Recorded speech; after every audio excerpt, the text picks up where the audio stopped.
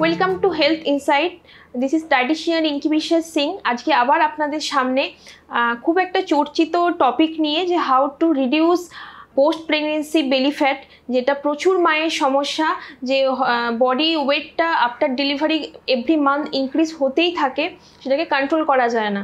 আর বেবির কেয়ার করতে করতে নিজের টাইমিংটা অনেকটা কমে যায়, তো সেটাও একটা কারণ হতে পারে।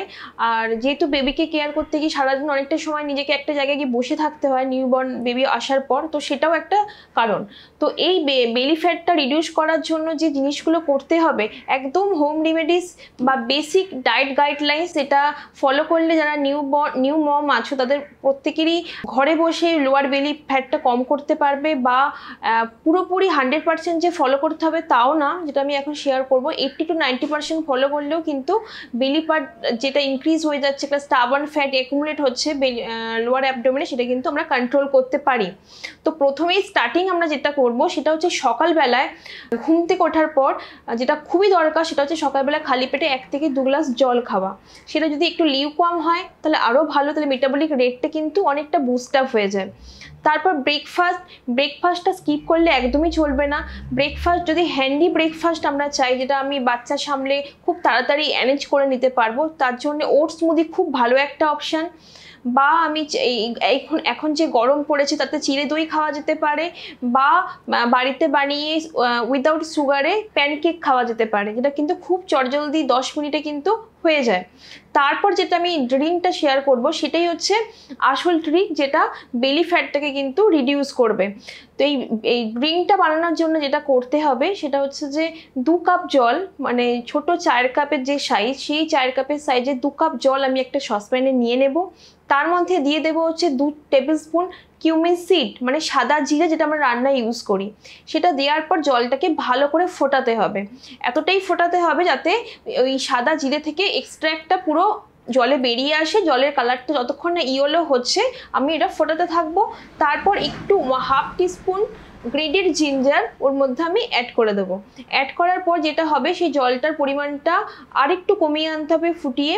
দেন ওটাকে ছেঁকে একটা কাপের মধ্যে নিয়ে তার মধ্যে 2 চামচ লেমন জুস, মানে পাতিলেবুর রস অ্যাড করে সেটা আমরা সকালবেলায় ব্রেকফাস্টের পর কিন্তু একবার খাবো। ব্রেকফাস্টের পর একবার খাবো, লাঞ্চের পর একবার খাবো।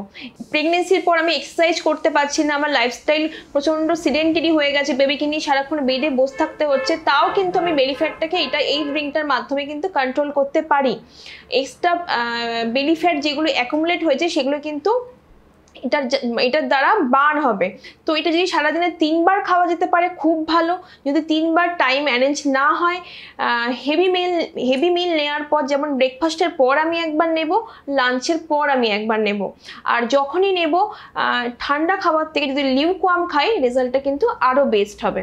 এরপর যেটা হচ্ছে লাঞ্চে যেটা আমি করব আফটার ডেলিভারি, ভাত আর রুটিটা কিন্তু অল্টারনেটিভলি যদি খেতে পারা যায় তাহলে কিন্তু খুবই ভালো।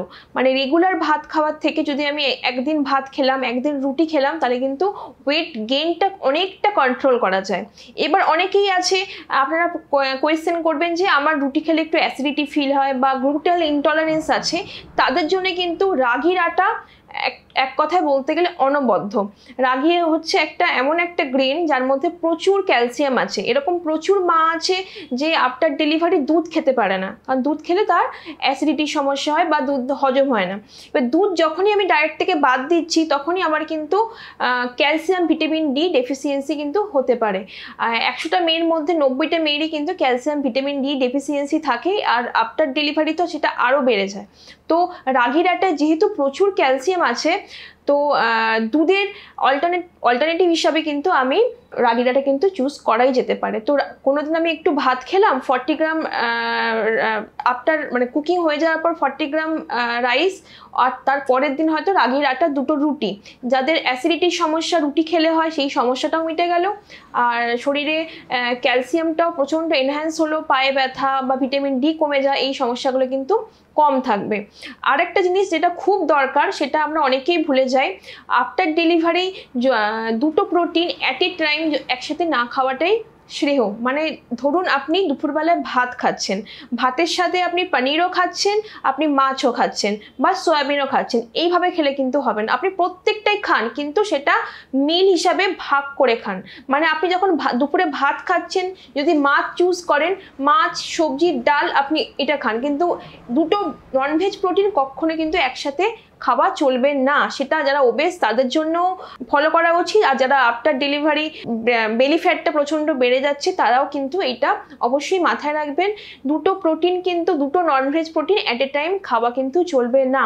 আপনি দুপুরবেলায় ভাত নিতে পারেন, দু রকমের সবজি নিন, ডাল নিন, তার সাথে যে কোনো একটা ননভেজ প্রোটিন, নয় আপনি মাছ রাখতে পারেন, নয় ডিম রাখতে পারেন, নয় চিকেন রাখতে পারেন, বা যদি ভেজও রাখেন আপনি পনির রাখলে শুধু পনিরই রাখবেন, পনিরের সাথে কিন্তু আর চিকেন নেবেন না, পনিরের সাথে কিন্তু আর সয়াবিন নেবেন না।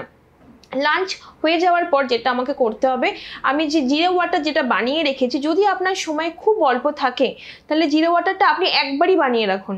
জাস্ট যখন আপনি লাঞ্চের পর আবার খাবেন সেটাই আপনি একটু গরম করে নিন, কিন্তু লেবুর রসটা কিন্তু আপনাকে ইনস্ট্যান্ট অ্যাড করতে হবে, কারণ লেবুর রস দিয়ে যদি আমি ফোটাই কোনো ড্রিঙ্ক, তাহলে লেবুর কিন্তু ভিটামিন সিটা কিন্তু পুরোটাই নষ্ট হয়ে যায়। তো আপনি যেই সময় ওই ড্রিঙ্কটা খাবেন সেই সময় আপনি লেবুর রসটা জাস্ট লিকুয়াম গরম করে লেবুর রসটা ইনস্ট্যান্ট ওর মধ্যে অ্যাড করে নিলেন। তো লাঞ্চের পরও আপনার একবার ওই ড্রিঙ্কটা আপনি খেয়ে নিন, যেটা আপনার বেলি ফ্যাটটাকে স্লিম ডাউন করবে। তারপর আপনি বিকেলবেলার টাইমটাতে যদি একদমই সময়ের অভাব থাকে বা খাওয়া পসিবল না হয়, দেন হ্যান্ডফুল চানা, যেটাকে ছোলা ভাজা খেতে পারেন, বা একটুখানি আপনি এখন গরমের সময় একটু লস্যি খেতে পারেন, বা একটুখানি আপনি মিক্স সব রকম ফ্রুটস কেটে একটা ফ্রুট স্যালাড মতো করে খেতে পারেন। তারপর হচ্ছে ডিনারে এই ভুলটা করলে চলবে না। ডিনার আমরা অনেকেই প্রচুর লেট নাইট করি, এটা কিন্তু শুধুমাত্র প্রেগনেন্সিও না, সবার উচিত ডিনারটা কিন্তু 8টা থেকে 8:30টার মধ্যে করে নেওয়া। এবার যারা নিউ মম তাদের মাথায় রাখতে হবে, যদি আমি 10টা, 11টা, 12টায় ডিনার করি, আমার কিন্তু ওয়েট গেইনটা কেউ কন্ট্রোল করতে পারবে না, বা লোয়ার অ্যাবডোমেন পার্টটা কিন্তু দিনকে দিন বাড়তেই থাকবে। তো ডিনারটা আপনাকে তাড়াতাড়ি কিন্তু করে নিতে হবে। এবার ডিনারে কিন্তু যদি ওয়েটটা দেখেন প্রচণ্ড হারে বাড়ছে, ডিনারে আমি বলবো ডিনারে কার্বোহাইড্রেটটা কন্ট্রোল করুন, কার্বোহাইড্রেটটা বাদ দিন। ভাত রুটিটা ডিনারে বাদ দিয়ে তার জায়গায় আপনি করতে পারেন কি, আপনি সব রকম সবজি, বাড়িতে যা যা সবজি ফ্রিজে অ্যাভেলেবেল আছে, আলুটা কন্ট্রোল করে সব সবজি দিয়ে একটা সটে মতো করা যেতে পারে, তার সাথে একটা ননভেজ নিন। মানে ধরুন একটা 1 বাউল মিক্সড ভেজ, সেটা আপনি সটে করে নিতে পারেন, বা আপনি কারি ভেজে খেতে পারেন, তার সাথে একটা ননভেজ অপশান। সেই ননভেজ অপশানে আপনি 4 পিস চিকেন রাখতে পারেন, সেটা একদম মানে দই দিয়ে ম্যারিনেট করে মশলা দিয়ে জাস্ট প্রেশারে সিটি মেরে আপনি নামিয়ে নিলেন উইদাউট অয়েলে, বা আপনি মাছ, যে কোনো মাছ আপনি গ্রিল করে বা অল্প তেলে সটে করে খেতে পারেন, বা সয়াবিন রাখতে পারেন, বা পানির স্যালাড রাখতে পারেন। তো ডিনারটা আমি বলবো, যদি দেখছেন ওয়েটটা কন্ট্রোল হচ্ছে না, ডিনারের পার্টটা কিন্তু খুব ভাইটাল। ডিনারে কিন্তু রুটি ভাতটা কাট ডাউন করে আপনি ভেজিটেবলস রাখুন, তার সাথে একটা প্রোটিন অপশান রাখুন। তারপরে যেটা দরকার সেটা হচ্ছে আফটার ডিনার, নিউ মমরা কি হয়, জেনারেলি এক্সারসাইজ করার সময়টা কিন্তু করে উঠতে পারে না। তো যদি এক্সারসাইজ করার সময় একদমই না হয়, যদি ডিনারের পর একটু টাইম ম্যানেজ করা যায়, কোথাও যদি পসিবল না হয়, ছাদে একটু পায়চারি করুন। ছাদে যদি একটু পায়চারি করেন, সেটাও কিন্তু আমাদের খাবারটা হজম করতেও সাহায্য করবে, আর কিন্তু ফ্যাট ডিপোজিশনটাকেও কিন্তু প্রিভেন্ট করবে। আর বিকেলের দিকটাতে যদি এক্সারসাইজ করার সময় না থাকে, আপনি যদি একটু ইভিনিং ওয়াকও করেন, সেটা যদি বাচ্চা একটু বড় হয়ে গিয়ে থাকে, ধরুন 4 মাস, 5 মাস, 6 মাস, বাচ্চাকে নিয়েও আপনি একটু ইভিনিং ওয়াক করতে পারেন, বাচ্চারও কিন্তু একটু রিফ্রেশমেন্ট হয়ে যায়। আপনারা যে একটু চলাফেরাটা যেটা হলো, সেটা যে সোয়েটিংটা হলো, সেটাও কিন্তু এক্সট্রা ক্যালোরিটাকে বার্ন করে। আর লাস্ট বাট নট লিস্ট, যেটা খুব এসেন্সিয়াল, সারাদিনে কিন্তু 3 থেকে 4 লিটার জল অবশ্যই খেতে হবে। আর একটু পজিটিভিটি রাখতে হবে, যে আফটার প্রেগনেন্সি বেলি ফ্যাট যদি আমি মনে করি যে এই উইল পাওয়ারটা থাকে, যে এটা লস করাটা কোনো ব্যাপারই না, ইজিলি কিন্তু আপনি বাড়িতে আমি যেই জেনারেলাইজ টিপসগুলো দিলাম, যদি আপনি ফলো করেন, আপনি কিন্তু ডেফিনেটলি রেজাল্ট পাবেন। তো আজকের জন্য এইটুকুই। নেক্সট ভিডিওতে আবার আসবো কোনো গুরুত্বপূর্ণ রোগের ডায়েট নিয়ে আপনাদের সাথে। নমস্কার।